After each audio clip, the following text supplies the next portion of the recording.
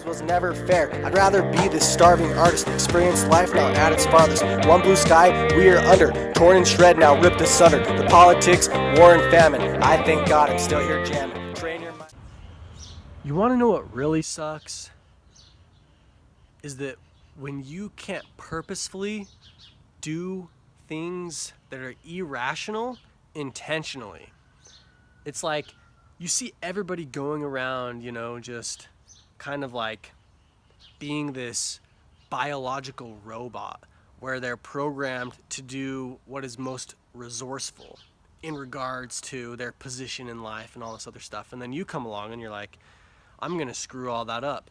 I'm going to build square wheels for the hell of it, even though I'm aware that square wheels are not the most effective way to roll something, and it's like you just come along and it's like you try and mess up all their dumb little like robotic lives, and then they get all pissed off, and then they start actually like saying that you are this insane individual that needs to be destroyed.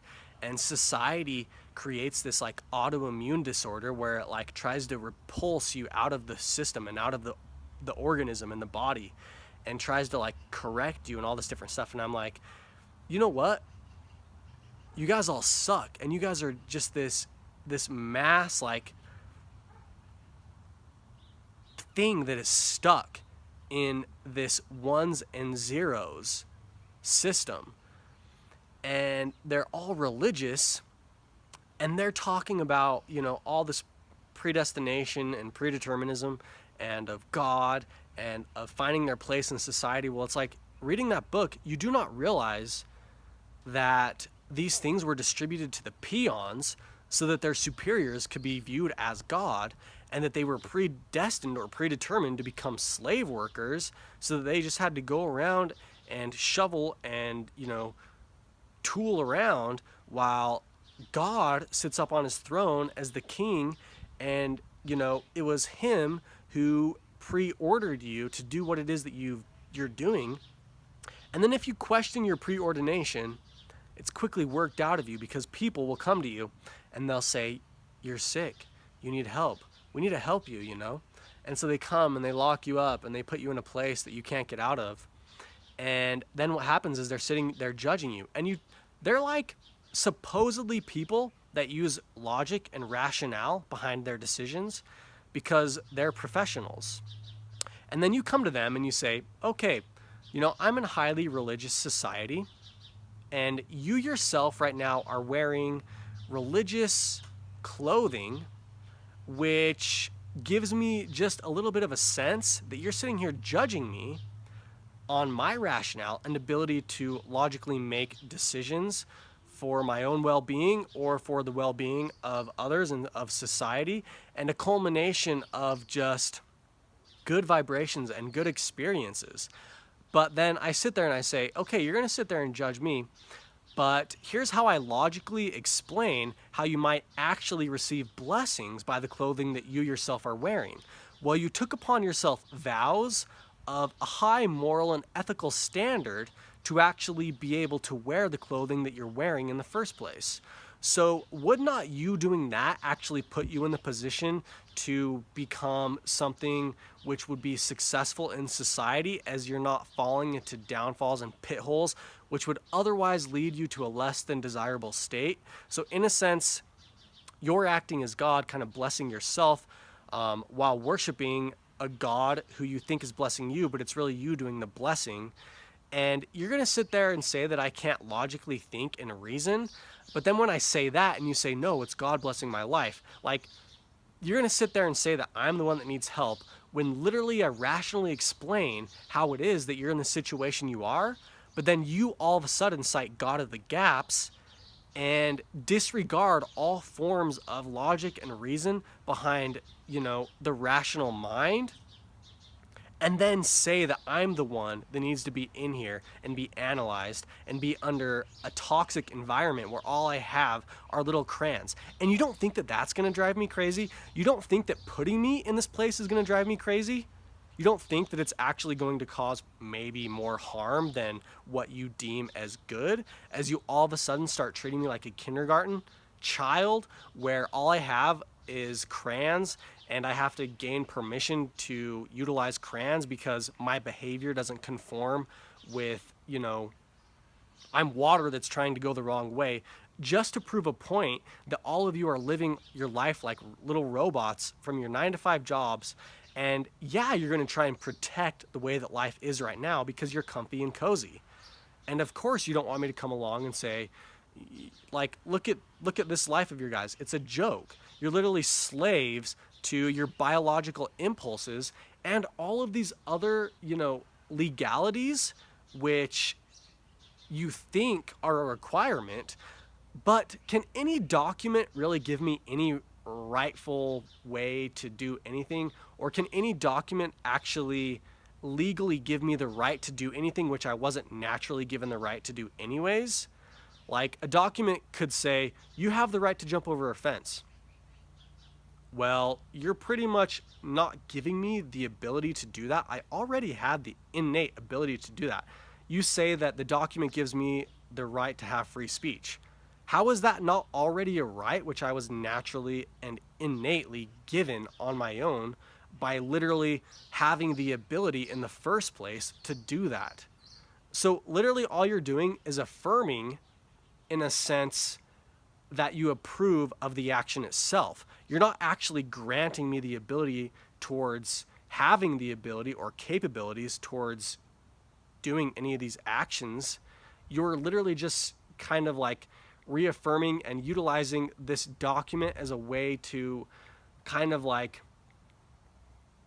hang some psychological sign over everybody and cause mass confusion as you create all these stipulations which just contradict each other, and then life becomes this much more of a complex thing and irrational and illogical, where we're sitting here trying to behave as things that we're not. Even though we're a part of the natural world, we say that what we do isn't necessarily natural. It's of a man-made origin. It's just a joke. It's all just a joke, people. And I'm here telling you that it's a joke. And, I was sitting there laughing until other people all of a sudden said, you're not the same person that you were. We're going to make you who it was that you were. You went away from us for a time. And that's another struggle. People constantly trying to define you and you trying to define yourself, because people have this, understanding as to who you are. And in a way, they reinforce their belief as to who you're supposed to be. And this is in their treatment and how they treat you. Because in treating somebody sick, do you ever think that they're actually going to get better? And at some point in time, the person who is sick actually themselves has to want to get better before they will be. And so there's this constant tug-of-war going on, always, about us trying to define who we are rather than the circumstances defining us, and us defining the circumstances themselves, which, in essence defines ourselves, and possibly more than ourselves, as we then ourselves begin defining what it is that's around us. All I wanted was to create something of a more heightened experience of life rather than the drab in which I felt like was going on. And certain people didn't necessarily either agree with me logically and rationally acting irrational on purpose, or they, legitimately thought that I was a threat to not only myself, but to other individuals as well. And so, they took it upon themselves to act in accordance with keeping safe that which they held sacred, which is their position. And, obviously I wouldn't have been acting in the way that I was if I myself wasn't in a position that I wanted to protect. So who has the right? Who has the right? Well, the one that has the right is the one with the bigger guns and the bigger arms. And, individual families and individual organizations are all just trying to protect their cozy little positions. And they're all just trying to, maintain the way in which keeps them in the place that they enjoy. And obviously they're going to try and put out the fires of those trying to rise up out of less than desirable situations, which may cause them, them to be taken out of those less than desirable situations which they found themselves in, or that they themselves are in at the moment. So I just have a feeling that, the people that founded a lot of things, if they were to find themselves in today's world, that they might actually cause like another body to form, because the one which exists now is the one that they ran from previously. Anyways, I'm out, folks. Something else on my mind. Do we have to experience bad to experience good? Is there not enough variety in good things themselves? And is there not like a hierarchy of good things, which then allows us to experience great things without necessarily experiencing things which are extremely detrimental? What I mean by this is, can we not experience beauty without, let's say, experiencing extreme ugliness?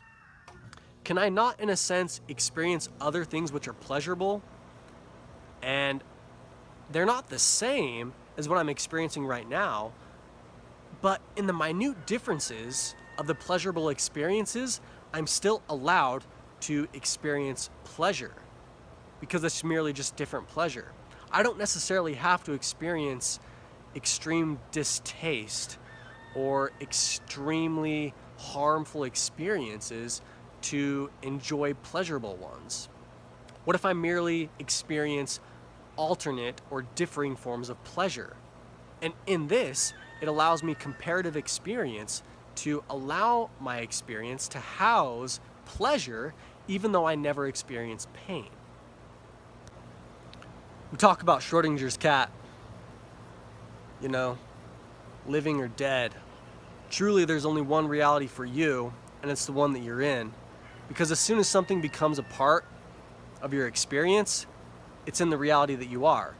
Even something that is an alternate universe, as soon as it becomes a part of your experience, it's within your one experience, and there's only one you, because as soon as something experiences exactly what you do, it's you and nobody else. All right, everybody, work hard, be kind. If you're gonna break shit, do it so that it doesn't hurt anybody, but still allows you to get all that pissed off frustration out of your system. If you're going to be irrational, do it rationally. Make sure that you know just when to stop. Be aware of the stop signs, otherwise you might just end up in a wreck, as you crash into somebody else that thought it was your turn to stop. Being aware that if you're trying to be innovative, it's good to be far away, because maybe what you're doing that's different is going to allow you to get ahead. But if you're so far ahead of everybody else that they can't even hear you, then what's the point of even doing things differently? You got to find the place in which you can lead the pack, but know that when you're on a hike, you're limited by the ability of other people to hike with you. Sometimes messed up shit allows you to accept imperfections. And a lot of people say you shouldn't accept imperfections. You should try to be perfect. But you'll eventually realize that you're not perfect. And the sooner you realize all the imperfect shit, the less of an effect that your imperfections are going to have on your psychology and on your, self-esteem the moment you realize how imperfect all this shit really is. So you better get with the program and realize how imperfect all this shit is, so that you can accept things the way they are right now. Should we really accept imperfection, though? I mean, it sucks the moment you realize how imperfect all this shit really is. it's easy to then fall into a state of further imperfection because you find it futile to strive for perfection itself. Should we revel in sin because we ourselves are already fallen, and allow the grace of God and of those who are more perfect than us to correct our imperfections? Or should we ourselves take responsibility for where we're at and try to be as perfect as we can? So go and vote. Go and vote for who it is that you want to rule you rather than you ruling. I mean, all they do anyways is enforce their rule by taking up arms against your rule. So, they're protecting their right to rule, which is enforced by arms. And I mean, if there's one thing that I've learned, it's to take advantage upon your successes by giving no credit to God, everything and everyone that influenced or impacted your success, giving you the ability to capitalize and monetize upon your success. But when you make a mistake, blame God, blame everyone, blame everything that has influenced you, so that in essence the mistake itself was not yours that you made. I mean, all it is survival of the fittest anyways. That's what the right to rule is. The one who can take advantage of the system most effectively gains power over it. And in doing so, they gain power over those who are a part of the system itself. Is the acquisition of power the ultimate test for power? Meaning that as you acquire power, it is in a sense proving yourself worthy to wield the power that you've acquired, because in the acquisition of it, you're actually a testament to your ability to wield power by showing that you're the most capable individual by your acquisition of it. Which ultimately sucks for all of us who know that we're, in a less than desirable situation, because we are in ourselves less than desirable. And all we can really do is rage against the machine. We're a rat in the cage. But I'm gonna sit there and I'm gonna rage hard. I ain't gonna be some rat that sits there and just accepts it. No, I'm a rage. But I'm gonna rage responsibly. Because, if you see yourself in a cage, that's all you're gonna ever see is the cage. And I'll tell you what, even though you might be in a cage, people can still put you in a smaller cage. And you'll really learn to appreciate the bigger cage once you've been put in a smaller cage. It's like Neo, and it's like, dude, in looking for the Matrix, you found it. If you look for the walls and if you look for all the things you can't do, then that's all you're gonna see. So make sure to, look for freedom within the Matrix, and that's what you'll see. All the things that you can do. But don't be too free about it, because if you express your freedom in all the ways which don't make sense, then you might just be put in an even smaller prison. The futility of it all is just so omnipresent. We've reached the point of pointlessness in our discussion. I mean, even if you're an anarchist, you do realize that factions would arise which would replicate and simulate and emulate the factions which currently exist, whether it's in the form of clans or gangs or any other sense. As soon as an organized body comes about through the chaotic mass itself, it would be the same as it is.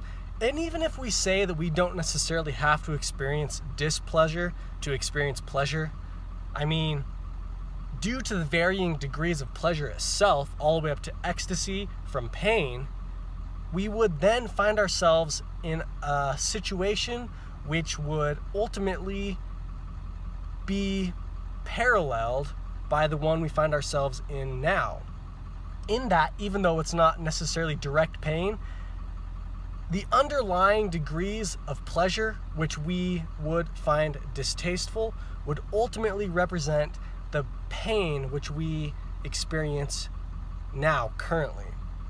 And I mean, do we ever experience any more than what it was that those who culminated us experienced, because in their culmination, they culminate us to experience life to the same degree that they did, because we're a product of them. What I mean is that the extent to which we ourselves can experience is limited by what it was which shaped us. Is it truly possible to rise up in the ranks? Your rank being determined by the rank of that which culminated you. Ultimately, whatever it is that you can achieve is dependent upon the circumstances you're found within. And the extent to which we ourselves can actually create greater circumstances is limited by the circumstances which shaped and molded us. So can we truly be any greater than the circumstances which made us? Can we truly rise above what we were to become more? Or in a sense, are we limited by the circumstances and the experience that actually made us who we are?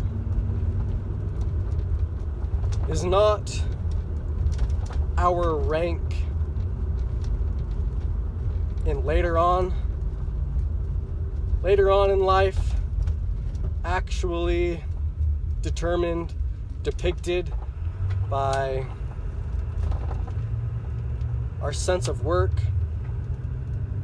our ability to work, our sense of actual accomplishment, and of what success actually itself is, dependent upon the experiences which gave us the perception and personification defining those values itself, limiting our ability to achieve them by how we define them, by the experiences that we've had, making us no greater than where it is that we come from, making it impossible for us to rise above where it is that we originated.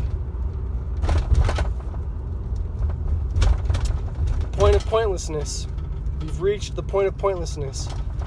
Ultimately, there's a point in which you reach pointlessness.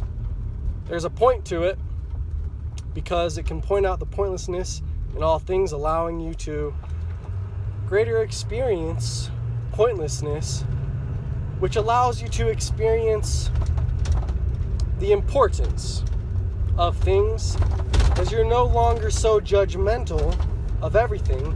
You can experience everything how it is.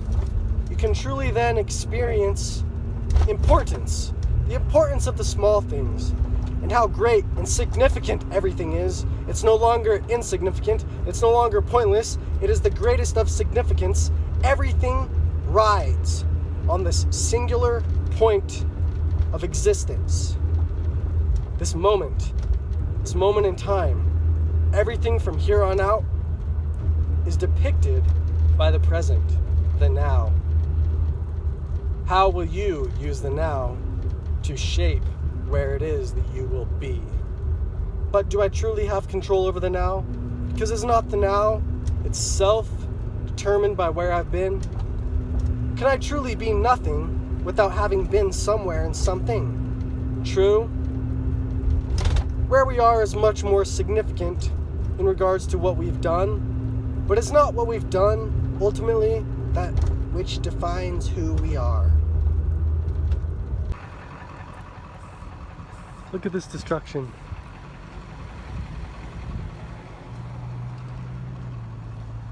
Breaking it all down so we can build up better than what it once was.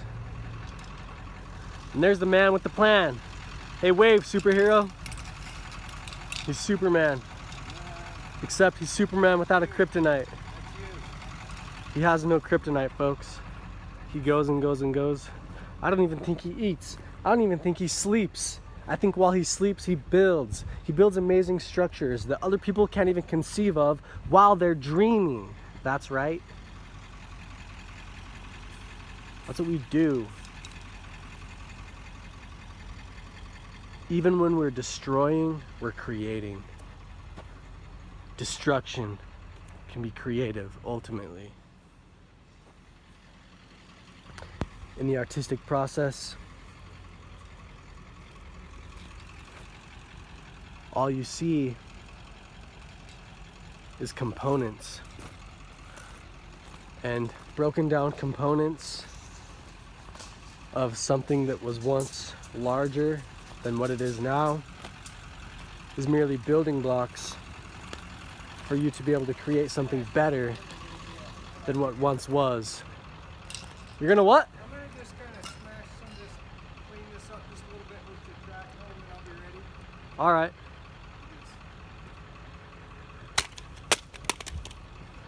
If I was amazing, I would have caught that, but I'm not.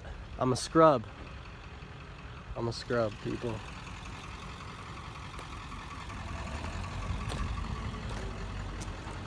How you doing?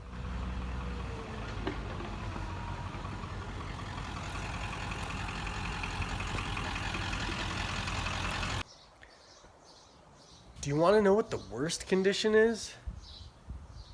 Being overly diagnostic in regards to giving everybody else a condition. I mean, truly, the only reason that we're told not to judge is because you can't understand why it is that somebody else is doing what they're doing without being them, you know?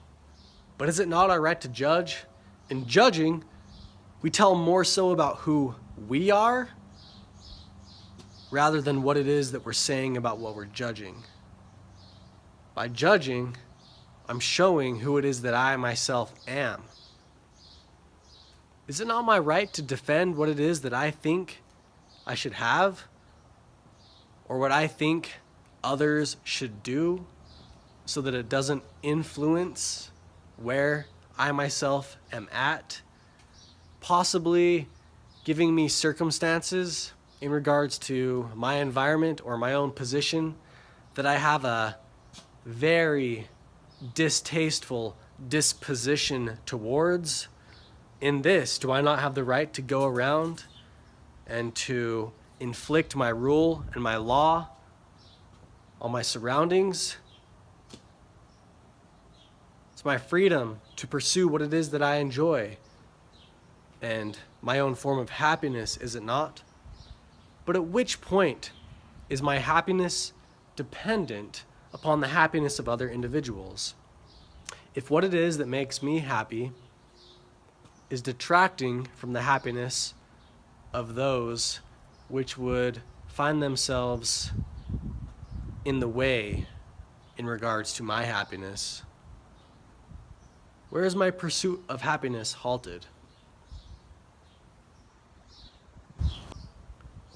I think you'd be crazy to think that everybody should be the same. I mean, if you look at how many individuals there are on the planet, then you're more so the crazy one to think that they should all behave and interact and think the same way. I mean, look at the broad nature of life itself. It's like saying a cougar is crazy because it massacres and dissects prey. And it's crazy in regards to the comparison of a fish or of a leaf. It's almost like there are enough human beings to, in a sense, ascribe characteristics and qualities which are characteristics of other things, but due to the fact that there's such an extent population in regards to the amount of humans, you can almost ascribe all characteristics and qualities that give other things their image to people. Are you really that intelligent? Is intelligent dependent upon your own conscious will to actually verbalize or to put forth on paper what it is that you understand in relation to how things work? could not intelligence be more so in the culmination of intelligent matter and mechanisms on the whole organism rather than just a singular portion of the organism?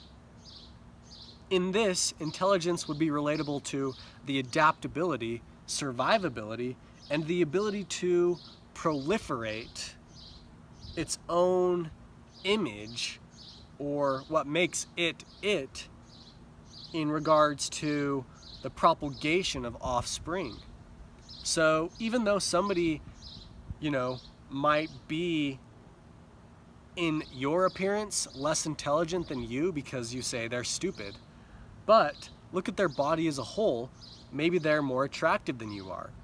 The simple fact that they're more attractive might actually show that they're more intelligent.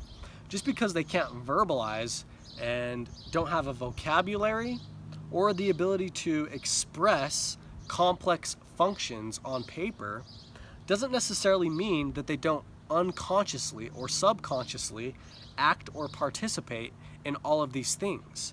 And the simple fact that they find themselves actually in higher standing in regards to the available resources at their command in life actually shows that they're probably more intelligent as an organism on a whole in regards to effectively and efficiently taking advantage of their surroundings and of the resources at hand than you, who say that you're more intelligent because you can consciously and willingly express ideas which other people can understand. Is T-Rex really that stupid, even though people say that due to the ratio of the size of its body in relation to the size of its brain cavity, it is therefore dumb? However, looking at the organism as a whole, and the organism itself as a whole is an intellectualized group of intelligent matter which functions, cooperates, and communicates on a much more minuscule level, the thing itself is actually an extremely intelligent being in its ability to procreate, in its ability to take advantage of resources, in its ability to practically be the top dog. I mean, would the most intellectual things actually have sex? Would a perfect being actually have sex? Look at it, think about it. Sex, the act of sex, is a reward. It's a reward to something which has, in a sense, conquered the game of life, because you don't necessarily have sex unless you have the appropriate amount of resources. In having the appropriate amount of resources, you're saying that you can deal with all the curveballs that life is throwing you. You're able to take advantage of the resources at hand. So it's like a reward, saying, I'm going to reward the good code by allowing this code to further culminate itself. The plant has flourished. In its ability to flourish, I'm going to reward it by creating more of this specific type of plant. But would a perfect being actually participate in sex? Or even have, the duality of sex itself? Think about it. If it's perfect, if it's able to literally take advantage and adapt to every single environment that you can possibly imagine, wouldn't necessarily need to culminate any further or future offspring in regards to the hopes that it would be able to take advantage and adapt to the conditions at hand in a better way than it possibly could. Well, if it's perfect in that it can literally take advantage of every single scenario that you could throw at it, it doesn't necessarily need to improve. So literally the only purpose for sex would be of one in which pleasure was involved, and the experience of the pleasurable experience of orgasm, which is literally only biology itself expressing a sense of accomplishment and success because you've been able to literally overcome your obstacles, and you're being rewarded for being something which has been the culmination of harmony. You're harmonizing with your environment And so you're being rewarded, and that's what an orgasm is the reverberation throughout your being actually stimulates a sense of euphoria, as you can then say, I myself have achieved a pinnacle, a peak, and I'm being rewarded through a peak in a different sense. I'm peaking. And would something which was perfect actually, truly be able to experience this? If it already was the culmination of harmony and was always in harmony no matter where it was, it would be in perpetual orgasm. So in a sense, would it be able to experience anything other than orgasm? And in not being able to experience anything other than orgasm, would it be able to actually understand and know what orgasm was? Because it would know nothing else. So it would be the norm.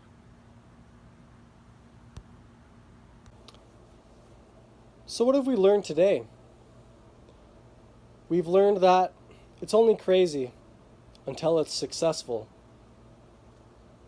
And once it's something that's successful, it's no longer deemed as something that's crazy, but it is then recategorized into the category of awesomeness. Why would a perfect organism have sex if the act of sex in itself is to create a more perfect organism? Would not then, therefore, the act of sex create something less perfect than the thing participating in sexual intercourse itself, literally contradicting the very motivation for the thing in the first place? Could the thing itself even clone something which would be it and truly have it be it? Because would it not have had to go through all the experiences to land itself in the location that it is? Even if we can find ourselves in a similar location that other people have been, the way in which we took to get there defines us. And so even if things were cloned, they couldn't necessarily be the same thing, because the thing which we're speaking of wasn't cloned, so you can't clone it. And ultimately, it will die. Can we be in the moment without being dead? Is the ultimate experience of the most momentous occurrence in comparison to death itself. For in death, we have no relative comparison of what was, what is. Would it not be similar to merely being, totally immersed in everything? And rather than thinking about what's going on, we're a part of what's going on without thinking about it. And due to the fact that we have no comparative experience to where we've been or where we might go, we have no sense of self. And if we have no sense of self, is it as if we are dead? When we die, do we not literally become all that is, changing from what we are into something more than what we were, giving us what it is to be dead, which is the literal manifestation of us becoming all that is? In becoming all that is, do we not lose a sense of identity? And as we become more than what we once were, we change, which is death, describing that we have no description. Because in the manifestation of us becoming all that is, we can literally no longer identify with any one thing, comparably or individually, because literally we are all that is, and in this we are nothing. And could we create something which would be different than ourselves that went through the same pathway that we did? So this perfect organism, which is trying to replicate who it was, couldn't do so, because as soon as it did, it would be it. Because for there to be a perfect replication to have occurred, the thing itself would have had to have gone through all that it is that we're replicating. And in the perfect replication of what we're talking about, it can't have not done anything that what we're talking about did. So, in this sense, it cannot be replicated without it being it. Because as soon as it has participated in every single thing which what we're speaking of has done, it is it and not anything else. Which is how there can be nothing else in relation to your experience than what you're experiencing. Because as soon as you experience it, that is your experience. And there is no more than one experience for you. For as soon as it is a part of your experience, that's your experience. There's no multi-dimensional reality that isn't a part of your dimension, because as soon as it is something which you can comprehend, it's a part of your experience, making it one with what it is you've already done or are going to do. Or is the act of sex like the sacrifice that God made to make us? Think about it. Something that is everything, but in its own separation from itself, it creates things beyond itself. Even though what it was perfect before, being the only thing can be lonely. So, in the act of sex, we're not necessarily forwarding the initiative of creating something that is more perfect than who we are. We are, in a sense, creating things that are different than what we are, so that we can experience who we are by having things that are different than us and separate from us. Which creates this whole fuzzy line between the will of others and the will of the one, and the separation between all things, yet the unity between everything that is. And even if you're only acting crazy, is not action what describes who we are? And even if your action is intentional, are you not already fulfilling the definition which others have ascribed to your behavior? Showing us that whether you are conscious or incognitive in regards to what it is that you're doing, what you do still ascribes what you are, even if you do it willingly while being aware of what's going on, in comparison to thinking that the behavior you're participating in is the norm and denying reality or failing to grasp reality and what is norm. Either way, are you not still falling in to that which is not norm? Damn it, get this take fucking right. There's so much to talk about. There's so much to know. But if we know it all, do we know nothing?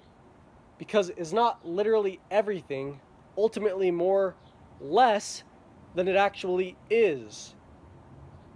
There's less things there than there actually is, which makes up what it is that there is.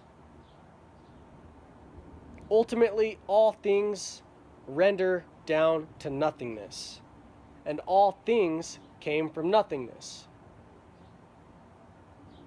There's less things making up what it is they are than they are what they are. By being immortal, am I actually taking away death, which is actually the thing which gives me life?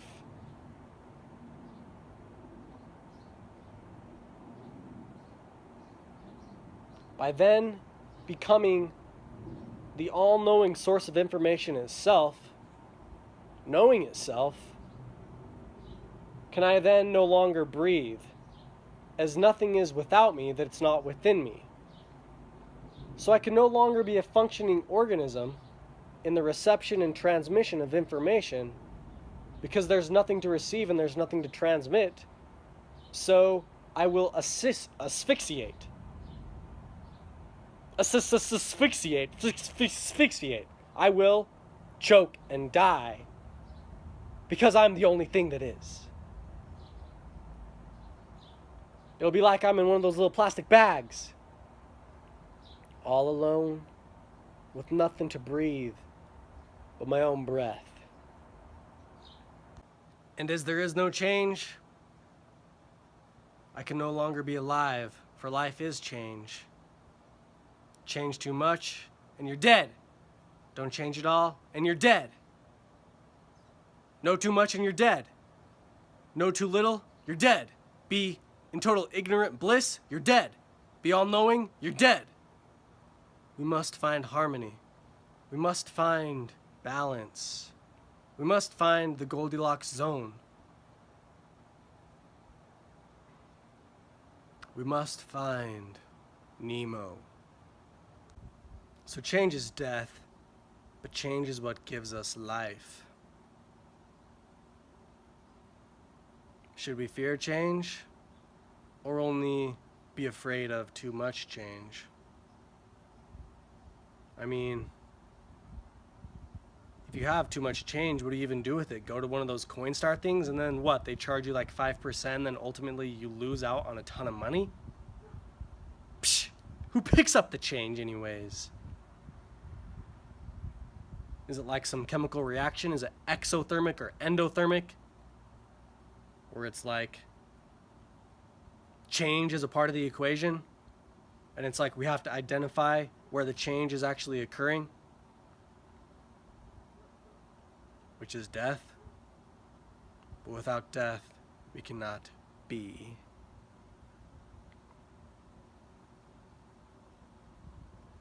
Yeah, I'm looking at you. Is it weird? Is it weird that I'm looking right at you? I would get right in your face and do this. I would take my glasses off and look right in your eyes, and I wouldn't flinch an inch. I wouldn't flinch a centimeter. You might flinch because you're afraid. You're scared of what it is that I'm talking about. It makes you quiver. I mean, even if you're only acting stupid, at what point in time does acting stupid actually show how stupid you really are? Even if it's only an act, the act itself lands you in a less than desirable circumstance, showing you that you are in actuality stupid and not smart. And thinking about things, do we detract ourselves from experiencing that which we're thinking about? But without thinking about them, could we experience what it is that we do without thought? I mean, we work for cash, but if we work so much, can we utilize the cash that we earn? Even if you're trying to tear things down, would not trees naturally form? Because trees are what form in the environment which we have. So the system in place is the culmination and the manifestation as to how things naturally work. Even if we ourselves say it is something which is unnatural, it is a natural process. So could you really make anything different than how it already is? And if you can't truly change how it already is, based upon the fact that things operate in regards to reaction to the behavioral characteristics of matter itself, then why not just accept that's how it is, deal with it, learn to see outside the box while living in the box, never truly being boxed in, being free wherever you're at, by finding yourself freedom rather than finding yourself in captivity, because that's what you're searching for. Oh yeah, and do all of this too much, and you'll likely not be able to do it at all, because what it is that gives you the opportunity to partake in this action requires you not to literally divulge in this action with the totality of your time. But do we truly need to restrict and restrain ourselves from binging is not the act of binging itself what actually restrains us from over experiencing something. I mean, if I talk too much, ultimately I'm going to lose my voice. And so I don't necessarily have to legitimately restrict or restrain myself, because ultimately, naturally, I'm going to be restricted and restrained. So should I therefore then consciously try to moderate my actions? For will not my actions moderate themselves? And that in itself can be the scariest notion to ever contemplate. Your eternal immortality. In that, is life, reality, existence, experience a constantly ongoing, looping process in which I can't be anything that I'm not, making me always the same thing? Because if I'm not myself, then who am I? I'm not me, making the only pathway available the one that I've always taken.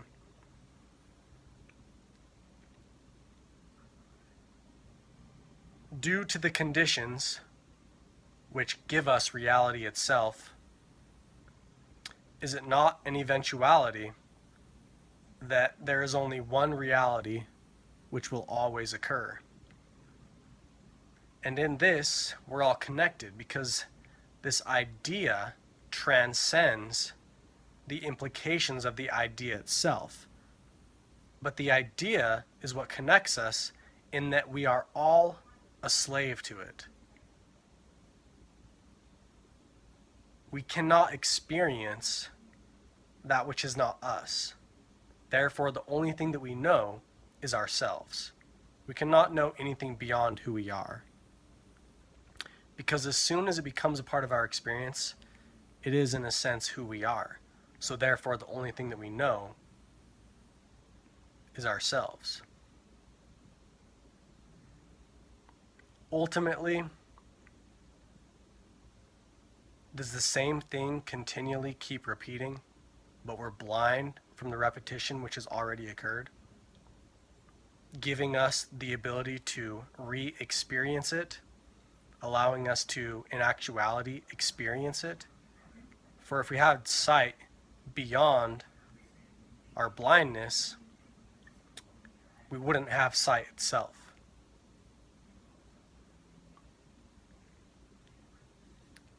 So what connects us, in that none of us can experience anything beyond who we are, also is what separates each and every one of us. Because you cannot experience what I am without being me. And therefore, you are completely alone in your existence and the experience of all that you'll ever experience.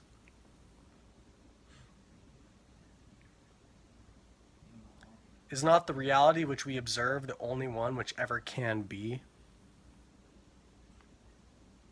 And if there's anything beyond what it is that we can observe,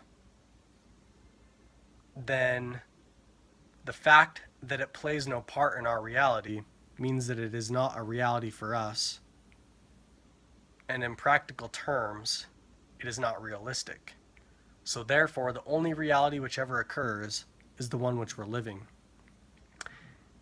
Given the set conditions and the behavioral characteristics of the universe itself, the culmination of every materialistic thing to ever happen gives us the experience that we have, making humans themselves a probabilistic eventuality in regards to the cosmic events which create the most significant and minute particles, giving rise to the most significant and massive events, in which massive events have a role to play on minute ones, and minute events have a role to play on massive ones.